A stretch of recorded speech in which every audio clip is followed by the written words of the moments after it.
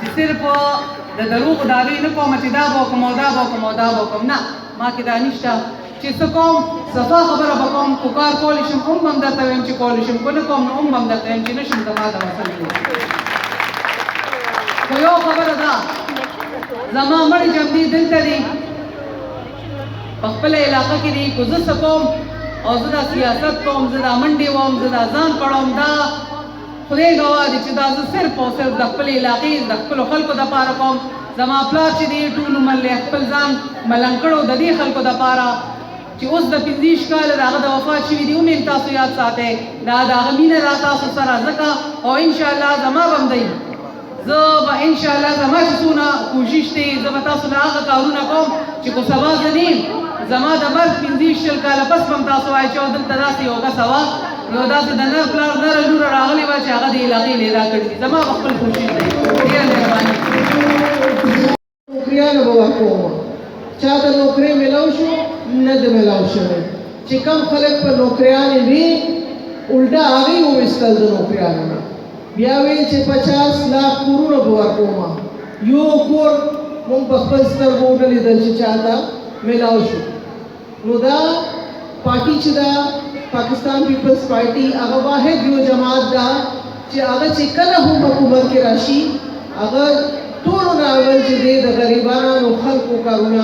شروع کړي. تاسو خپل چې څوک داسې وي چې هغې زموږ د پارټي هسټري پته وي هغې درته تپوس وکړي چې څونه کارونه دي تاسو ګورئ ګیر چاپېر چې حکومت ښه حکومت کړی دی نو پاکستان پیپلز پارټي کړی دی. ډېرې زیاتې نوکریانو ورکړي دي، ډېرې زیات خلکو لپاره نور هر څه کړی دی، او ټول له پاسه چې کوم سرکاري ملازمینو هغوی په دور کې د پاکستان پیپلز پارټي په دور کې 200% اضافه کړو په تنخواګانو کې. دا تاسو ته پته دی که نه؟ نو دا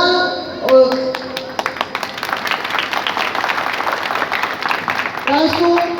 انشاءالله تعالی نن نه پس دا دلته نه چې راپاسې د زړه کې ځان سره دا عهد وکړئ چې زه به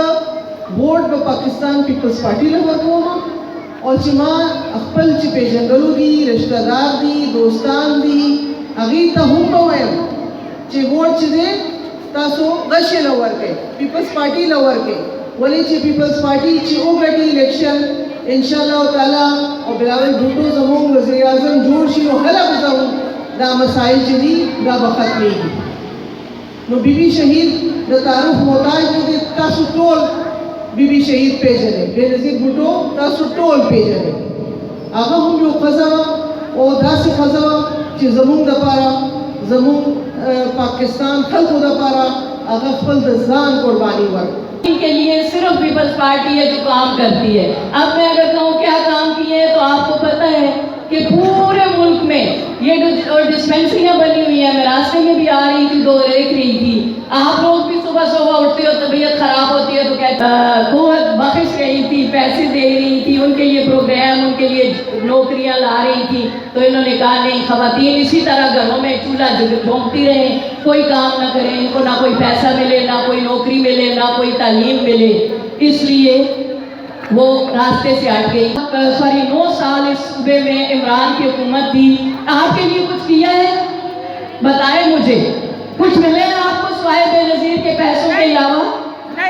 उसी का नाम कभी एहसास रख लेते हैं, कभी उसका नाम बदल के इमरान रख लेते हैं, कभी न्याजी रख लेते हैं. ये असल में बेनज़ीर BISP बेनज़ीर इनकम सपोर्ट प्रोग्राम है जो چې کومه مور به راشي چې ته دا پته چې زما نه به ډس خلاصېږي او به بچي پرېږدي او هغه به موږ دپاره ځان قربان کړي. تاسو چې څوک کولی شئ